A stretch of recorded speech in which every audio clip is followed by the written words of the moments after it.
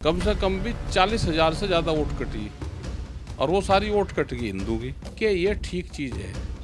कागजों की दुरुस्तीकरण हो रही है। हर बूथ से आपत्ति दर्ज होनी चाहिए फर्जी नामों के लिए। जो छूट गए हैं एसआईआर के लिए 12 दिन का समय अभी बाकी है। जो नए नाम भरने हैं उसके लिए भी आपके पास समय है। जिनके नाम काटने हैं उनके लिए समय है और इस समय उन फटाफट भरवाइए, आपत्ति करिए। तो मुख्यमंत्री को झूठ थोड़ा बोल रहा। ये अवसर है ये सब फर्जी नाम के लिए आपत्ति करना है। सरकार का प्रोग्राम चल रहा तो ठीक है, इसमें दिक्कत कहाँ है? सबको करना चाहिए। कोई बाहरी आदमी आ रहा तो क्यों रह रहा भाई देश में, वो बाहर जाए।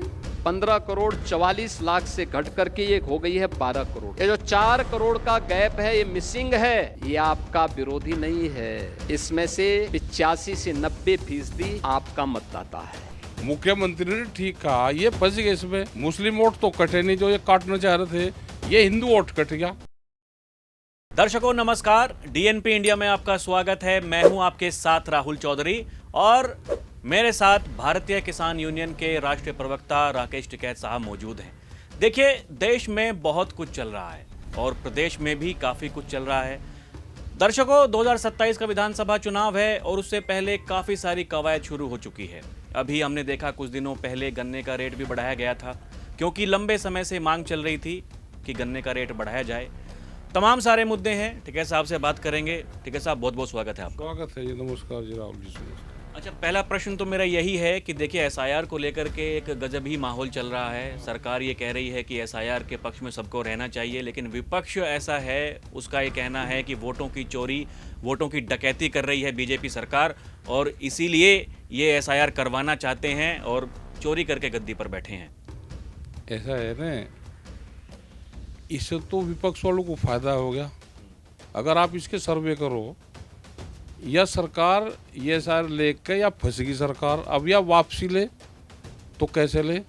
लेकिन अगर इंटरनल आप इनके एमपी और एमएलए से बात करो, वे चुपचाप आपको सारी बात बताएंगे। अकेले मुजफ्फरनगर में सिटी की कम से कम भी 40,000 से ज़्यादा वोट कटी और वो सारी वोट कट गई हिंदू की। मुस्लिम कोई शिफ्ट नहीं हुआ। मुसलमान तो शहर में रह रहा, गांव से आ गया हो, वो शिफ्ट नहीं हुआ। उसकी एक ही जगह वोट थी जिसके लिए उन्होंने बवंडर बनाया था। हिंदू की वोट गांव में भी थी, शहर में भी उसने बनवाई। बच्चे पढ़ाने के लिए वो शहर आया तो उसने वोट वहाँ पे बनवा ली। वो फिर शिफ्ट कर गया गांव की प्रधानी के लिए गांव में। आप पूछ कर देखो, मुजफ्फरनगर जो वहाँ के मंत्री है या मेरठ में है या दूसरी जगह है, तो इनको तो नुकसान हो गया। और लेकिन अपनी बात से पीछे हटेंगे नहीं। वही अभी सीएम योगी आदित्यनाथ ने 2 दिन पहले बयान दिया कि 4 करोड़ लगभग वोट कटेंगे उत्तर प्रदेश में, 85 से 90% बीजेपी के हैं। हाँ, तो वो ठीक कहा। तो मुख्यमंत्री को झूठ थोड़ा बोल रहा। मुख्यमंत्री ने ठीक कहा, ये फंस गए इसमें। विपक्ष वालों को तो ठीक फायदा हो गया। मुस्लिम वोट तो कटे नहीं जो ये काटना चाह रहे थे, ये हिंदू वोट कट गया जिसके लिए झंडा ठा रहे थे। अब शहर की ज्यादातर सीटें बीजेपी हारेगी, क्योंकि हिंदू तो गांव में प्रधानी के लिए गांव में शिफ्ट हो गया। बच्चे उसके पढ़कर नौकरी करने लगे, उसने अपनी भी वोट कटवा ली, बालकों ने कहीं जाके दूसरी जगह रहने लगे। बहुत शिफ्ट हुए हैं। मतलब जैसे वही गांव देहात से निकल करके कोई शहर में आ गए, उन्होंने शहर में वोट बनवा ली, उनका गांव में भी वोट है, शहर में भी वोट है। एक जगह रखा तो उन्होंने शहर का छोड़ दिया और गाँव में चले गए वापसी। नहीं, उसमें एक दूसरा पहलू भी है कि 2 जगह वोट हैं तो फिर एक ही जगह वोट वो डालेगा उसी दिन जिस दिन वोटिंग हो रही है। गांव में ही तो कर लिया उसने गांव में कर लिया। अच्छा, देखिए, एक बड़ी बात इसके पीछे जो निकल करके आ रही है, सरकार का तर्क ये है कि घुसपैठियों को देश से बाहर निकालना है। देखिए, देश का मुसलमान अलग है, लेकिन घुसपैठी अलग हैं। घुसपैठियों की अगर पहचान करनी है तो एसआईआर के थ्रू ही हम करेंगे। सरकार अपनी ताल ठोक रही है। हमने ये कहा है कि ये ठीक चीज़ है। कागजों की दुरुस्तीकरण हो रही है। कोई कागजों में खामियां आएगी तो उसको ठीक करने का सरकार का प्रोग्राम है, तो उसमें दिक्कत कहाँ है? सबको करवानी चाहिए भाई। हमने भी अपने कागज पत्र ठीक करवाए, तो ये तो सरकार का प्रोग्राम चल रहा, तो ठीक है, इसमें दिक्कत कहाँ है? सबको करना चाहिए। कोई बाहरी आदमी आ रहा तो क्यों रह रहा भाई देश में, वो बाहर जाए। इसमें सबको सहयोग करना चाहिए। लेकिन क्या ये एसआईआर के थ्रू वोट चोरी हो रही है? दो दो जगह वोट लोग डालते थे, ये तो होता था, लेकिन वो डलती किसकी थी भाई? वो तो अब अपना है कि कौन किसको डाल रहा है। अब जैसे दो जगह थी वोट, तो थी दो जगह लोगों की थी। हमारे भी घर में 2 वोट थी, वो शहर में भी थी, गांव में थी। उन्होंने शहर से कटवा के और गांव ले गए। हमने कहा भाई एक जगह रखो जिसको जहाँ रखना।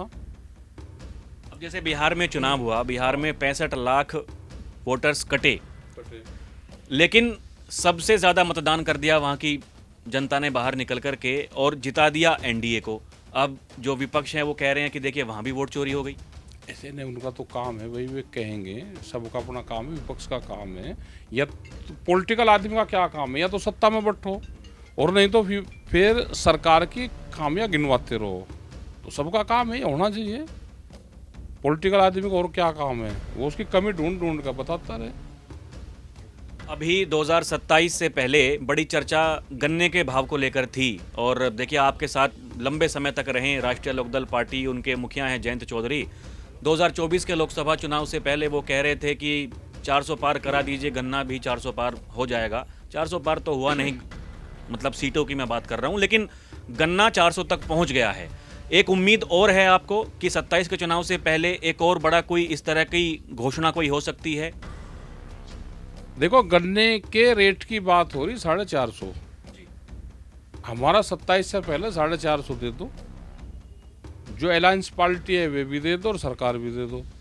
ये सब ने कहा कि 450 दे दो, तो 2027 का जब चुनाव हो उससे पहले पहले घोषणा कर दे, हम भी धन्यवाद कर देंगे। और नहीं तो अभी भाई 50 रुपये की रूट हुआ, धन्यवाद हमको करना नहीं। हमारी डिमांड है ये, हो सके जो नई बात बता रहे, कुछ हो सके इस प्रदेश का बंटवारा हो सके। 27 से पहले पहले किसी दिन रात को हुआ पाओगा, सुबह इसके मुख्यमंत्री की घोषणा हो पाओगी, जब लोग सो के उठेंगे शाम को 8 बजे की घोषणा हो सके। 3 स्टेट इसके बन सकते हैं, उस पर इनके काम चल रहे हैं। जैसे ये नक्शा है, ये उत्तर प्रदेश का ललितपुर, झांसी, ये जाएगा बुंदेलखंड। इसमें कुछ मध्य प्रदेश के जिले जुड़ेंगे और कुछ उसके, बहुत खनन संपदा यहाँ पे। एक बन जाएगा लखनऊ के इधर का पश्चिम वाला, और एक बनवाया पूर्वांचल, और एक बनेगा बुंदेलखंड। इसकी घोषणा हो सकती है 27 से पहले, बिल्कुल हो सके। तो इसके पीछे क्या कारण आप मानते हैं? कि देखिए लंबे समय से संघर्ष तो है, और खासकर पश्चिमी उत्तर प्रदेश के जो लोग हैं वो बहुत वकालत करते आए हैं, बड़े बड़े नेता उसकी वकालत कर चुके हैं। और बड़ी बात यह है कि एक जो हाई कोर्ट को लेकर भी बड़ी बातें चलती हैं कि काफ़ी दूर जाना पड़ता है। क्या उसके पीछे ये कारण है, या फिर जो अखिलेश यादव जी कह रहे हैं डबल इंजन, कि किसी को हटा तो नहीं सकते लेकिन शक्तियां उसकी ज़रूर कम कर सकते हैं? ऐसा भी कुछ हो सकता है क्या? वो तो इनकी सरकारों की इंटरनल अपनी पॉलिसी होती है, लेकिन समाजवादी को बड़ा नुकसान होगा, इनको फायदा हो जाएगा। वो समाजवादी को एक जगह घेर कर रख देंगे बीच में, वो केवल पूर्वांचल में घेर देंगे, वही बीच में। पूर्वांचल में भी बढ़ती घटती रहेगी, लेकिन उनको नुकसान ज़्यादा होगा इसमें। मतलब अगर उत्तर प्रदेश बढ़ता है तो उसका नुकसान समाजवादी पार्टी को होगा। मेंबर जो पार्लियामेंट है उनकी सीटें घट जाएगी। अभी देखिए पिछले दिनों हमने देखा कि जो विदेश नीति है उसके बारे में बड़ी बात हुई, और कृषि को लेकर के प्रधानमंत्री जी ने तो वहाँ लाल किले की प्राचीर से कहा कि मैं अपने देश के जो नौजवान हैं, किसान हैं, उनके साथ में कोई समझौता नहीं करूँगा। आपके पास में क्या खबर है, क्या कुछ होने वाला है आने वाले दिनों में? अमेरिका डील हो सकती है एग्रीकल्चर में, उस पर मसौदा तैयार है इनका, और वो दूध के क्षेत्र में होगी, एग्रीकल्चर क्षेत्र में होगी, बीज के क्षेत्र में होगी, तो यह खेती देश की बर्बाद होगी। दूध पे पहले भी रुका है, पूरी फाइल तैयार है इनके पास में। दूध की जो पॉलिसी थी वो रुकी। अगर दूध का समझौता बाहर से होगा तो उन्होंने कहा कि हम 22 रुपये से 30 रुपये लीटर के बीच में हम गांव में दूध दे देंगे, भारत के गांव में जो बड़ी दूध कंपनियां हैं। अगर यहाँ पे 30 रुपये लीटर दूध बिकेगा तो यहाँ का किसान तो पशुधन खत्म हो जाएगा। जैसे टर्की एक देश है, वहाँ पे पिछले 30 साल से एक भी पशु नहीं है, पूरा दूध यूरोप से वहाँ पर आता है। ऐसे ही भारत में होगा, ये पूरा पशुधन खत्म होगा, पूरा एग्रीकल्चर सेक्टर खत्म होगा, ये होगा। बीज कानून एक रखा हुआ है, वो इसी सत्र में आ सकता है। उसमें बीज के 5 चीज़ों में बड़ा नुकसान होगा। पहला उसमें दे रखा है कि कंपनी एक तो रेट बढ़ा सकती है, कितना भी बीज का रेट कर सकती है। एक है कि इसको भारत सरकार देखेगी, स्टेट की कोई इसमें पावर नहीं रहेगी। फसल का नुकसान होगा तो कंपनियों की जवाबदेही नहीं होगी। तो इतना फ्रीडम उनको दे दोगे तो नुकसान किसका होगा? गाँव का। एक है जीएम बीज को बढ़ावा देंगे, जेनेटिकली मॉडिफाइड सीड को बढ़ावा देंगे। अभी तो हमारे देश में बीटी कॉटन है, सिर्फ एक कपास में एक बीज आया है बीटी, और अभी 26 तो वेजिटेबल फसलें हैं, और हमारे जितनी ग्रेन्स हैं इसमें सब में आएगा बीटी। वो चाहे चावल हो, चाहे मस्टर्ड्स हो, या और कोई चीज़ें हो। हमारा वीट है, राइस है, मस्टर्ड हैं, हमारी जितनी दालें हैं वे हैं, पल्सेस हैं, ये सारे इसमें बीटी आएगा। और बीटी बेहद ज़्यादा खतरनाक है। पूरी दुनिया में बीटी बैन है, लेकिन हमारी सरकार उस पर ट्रायल करवा रही है। तो ये बीज भी विदेशी कंपनी के हाथ में जाएगा। तो आने वाले दिनों में क्या आप देखते हैं? देखिए, एक तरफ तो बड़ी ऑर्गेनिक फार्मिंग की बड़ी बात होती है, सरकार ये कह रही है अगर हमें सुधार लाना है। अभी बीते दिनों में देख रहा था जो पश्चिमी उत्तर प्रदेश के बारे में काफ़ी बातें, जो वर्ल्ड बैंक के अध्यक्ष हैं अजय बंगा साहब, उन्होंने कहा कि पश्चिमी उत्तर प्रदेश का किसान वो समृद्ध हो रहा है। और इसमें उन्होंने जो मुख्यमंत्री हैं योगी आदित्यनाथ, उनकी तारीफ करी कि उनकी जो कार्यशैली है वो इस तरह की है। लेकिन एक दूसरा पक्ष ये भी है जो कहता है कि भाई किसानों के साथ में बड़ा अत्याचार हो रहा है। मतलब ये जो खाई है वो किस तरीके से पट रही है और संतुलन समन्वय कैसे बनेगा? देखो, फसलों के दाम नहीं मिल रहे। एमएसपी की बात करते हैं हम। एमएसपी सरकार के कागजों में तो है, लेकिन खरीद नहीं हो रही।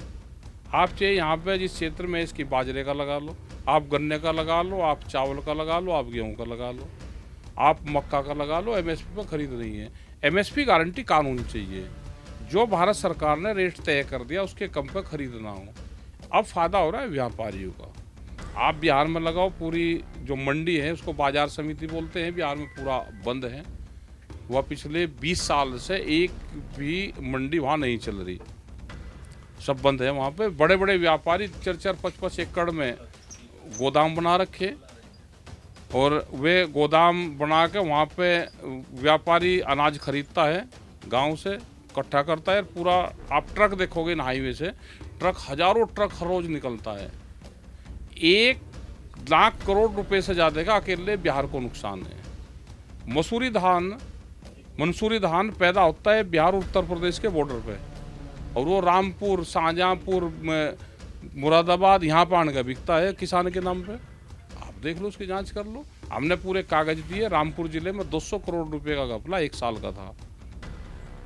तो जो लूट मच रही है ना, किसान के फसलों के दाम पर लूट मची हुई है, उसको रेट नहीं मिलते।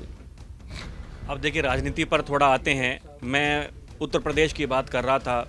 उत्तर प्रदेश को नया बीजेपी ने प्रदेश अध्यक्ष दिया है। पहले हमारे पश्चिम के भूपेंद्र चौधरी थे, चौधरी अब भी हैं, लेकिन अभी पंकज चौधरी को बना दिया है। क्या आप नया डेवलपमेंट मानते हैं? बहुत लोग कह रहे हैं कि पार्टी आला कमान ने मतलब मुख्यमंत्री जी पर थोड़ा निगरानी रखने के लिए ऐसा किया है। उधर तस्वीरें कुछ अलग ही सामने आई। अध्यक्ष जी कह रहे हैं नहीं, मुख्यमंत्री जी के साथ कंधे से कंधा मिलाकर के काम करेंगे। बड़ी तस्वीरें वायरल हुई वहाँ पर पैर छूते हुए। आप क्या से समझ रहे हैं? 27 से पहले पार्टी है उनकी, वो जिसको ठीक लगेगा, जाति समीकरण है, ये है, तो उनमें सब बढ़ना चाहिए, तो सबका नंबर आना चाहिए। उनमें क्या दिक्कत है? उनकी पॉलिसी है, वो किसको बनावे। हम यहाँ अपने अध्यक्ष बनाते हैं, वो बनाते हैं, तो पूरी कमेटी होती है, तो जाति समीकरण, धार्मिक समीकरण सब आधार पर बनते हैं देश में। और फिर देखिए, ये रविवार की खबर है, वो खबरें चली ही नहीं थी प्रदेश की। पता लगा राष्ट्रीय अध्यक्ष, कार्यकारी अध्यक्ष, उनकी भी घोषणा कर दी। और ऐसे युवक को लेकर के आए 45 वर्ष के नितिन नवीन, कोई उम्मीद नहीं कर रहा था।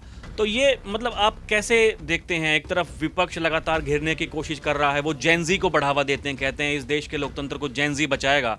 इधर बीजेपी वाले कह रहे हैं जैनजी तो हमारे साथ है। ऐसे न, सबकी अपनी इंटरनल पॉलिसी है भाई, उनकी पॉलिसी उनके साथ में है, वो किसको बना रहे हो तो देखेंगे।